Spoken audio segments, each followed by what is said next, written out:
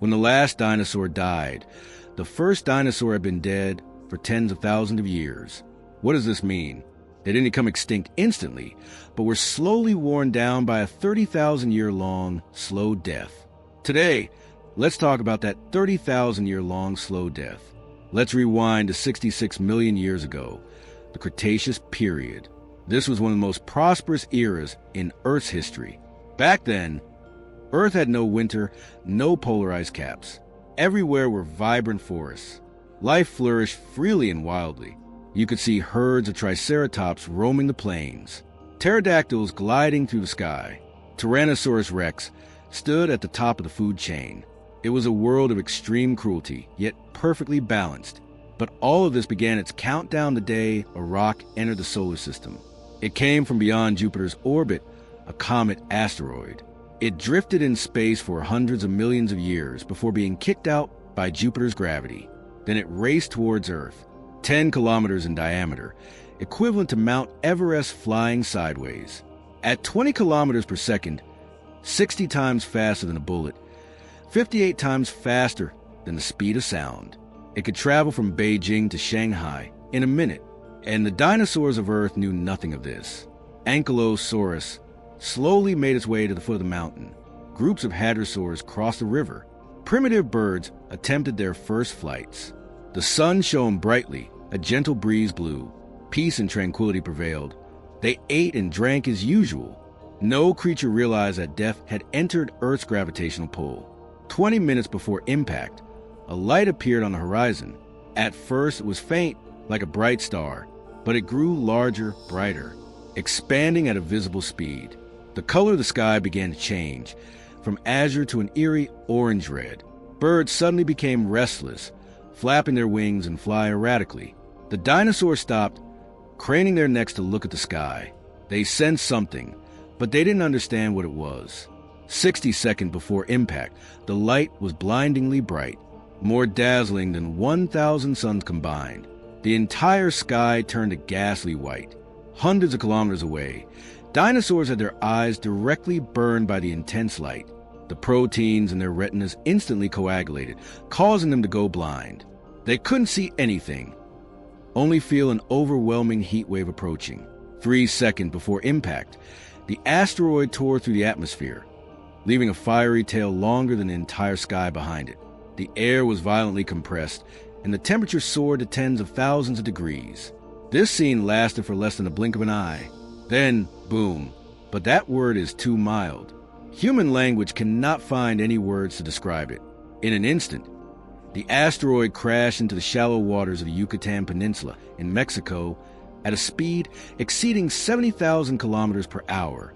The energy released by the impact was equivalent to more than 100 trillion tons of TNT exploding simultaneously. This number is too large, so let me convert for you. The largest nuclear bomb ever built by mankind, the Tsar Bomba, had an explosive yield of 50 million tons. That is to say, the power of this impact was equivalent to 2 million Tsar Bombas detonating simultaneously. 0.1 seconds after the impact, all life within a 500-kilometer radius was instantly vaporized. Note that it wasn't burned to death, but vaporized. No corpses, no bones, not even organic molecules.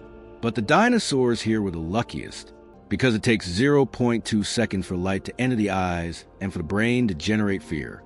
They only lived for 0.1 seconds, cleanly and painlessly. 1 second after the impact, the Earth's crust was torn apart like tofu. A crater 180 kilometers in diameter and 20 kilometers deep was formed instantly. To put that into perspective, if you threw the entire city of Beijing into it, it wouldn't even touch the edge. Seawater didn't have time to rush in. It was vaporized. 330,000 cubic kilometers of rock were blasted into the air at an altitude of 160 kilometers. These rocks would turn into a rain of fire and fall back to ground over the next few hours. 5 seconds after the impact, the shock wave spread outward at supersonic speed. The temperature within 1,000 kilometers instantly soared to 1,500 degrees Celsius.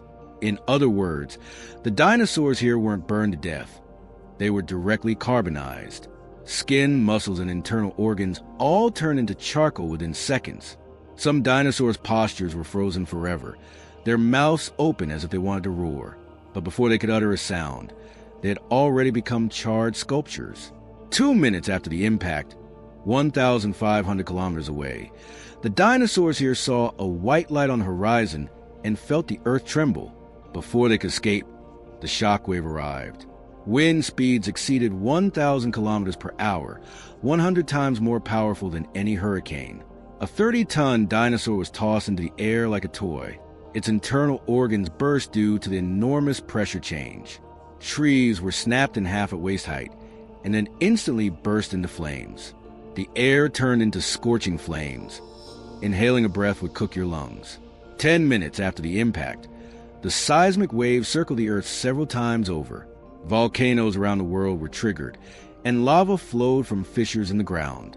Massive landslides occurred on the seabed, generating tsunamis up to 1,500 meters high. To put this into perspective, the world's tallest building, the Burj Khalifa, is only 828 meters high. A wall of water twice the height of a skyscraper swept everything in its path at 800 kilometers per hour. Dinosaurs along the coast had no time to react and were swept into the water. Their carcasses were washed hundreds of kilometers inland. 30 minutes after the impact, the most terrifying thing began. Remember those rock fragments blasted into space?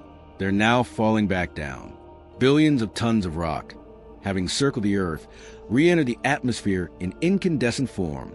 Each fragment, like a miniature meteor, crashed to the ground with fiery tail. This wasn't a meteor shower. It was a rain of fire. The entire Earth sky was ablaze. This fire rain fell for 3 days and 3 nights. Everything on the ground was burning. Forests, grasslands, and corpses all became fuel. 90% of North America's forests were reduced to ashes within 48 hours.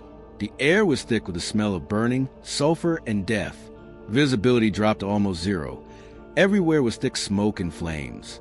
If you were a dinosaur 5,000 kilometers away, what would you see?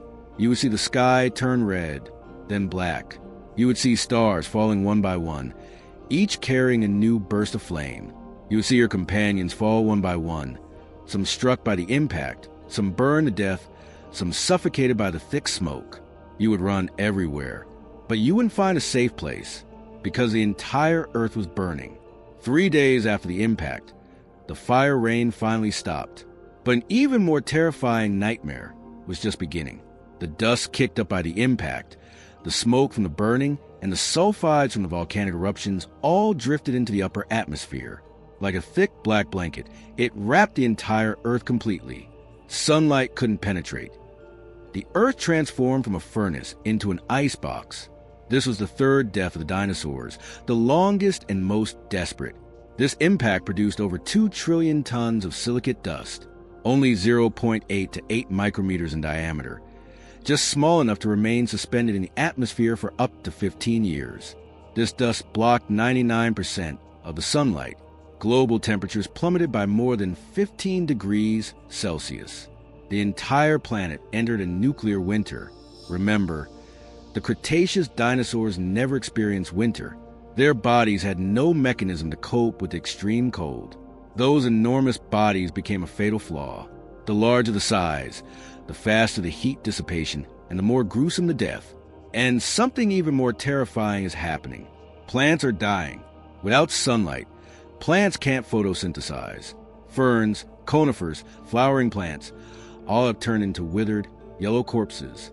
The once green ocean that covered the entire continent is now just a desolate gray expanse. The food chain is collapsing from the very bottom. Earth's food resources are severely scarce. The first to succumb are the herbivorous dinosaurs, Triceratops, hadrosaurs, and other giant herbivores. They needed to consume hundreds of kilograms of plants daily to survive, but now there's nothing on the ground. They migrate in herds, searching for greenery, but wherever they go, it's a dead end. Hunger weakens them, their steps slowing. Finally, one by one, they collapse by the roadside, becoming the last food source for carnivorous dinosaurs. When the herbivores fall, the end is nigh for the carnivores. Tyrannosaurus rex, once the absolute apex predator, is now the most pitiful creature wandering the scorched forests, searching for anything still moving. Those eyes that once made all things tremble. Now only hunger and despair remain. In the end, they either starve to death or killed by their own kind while fighting for carrion. The situation in the ocean was equally tragic.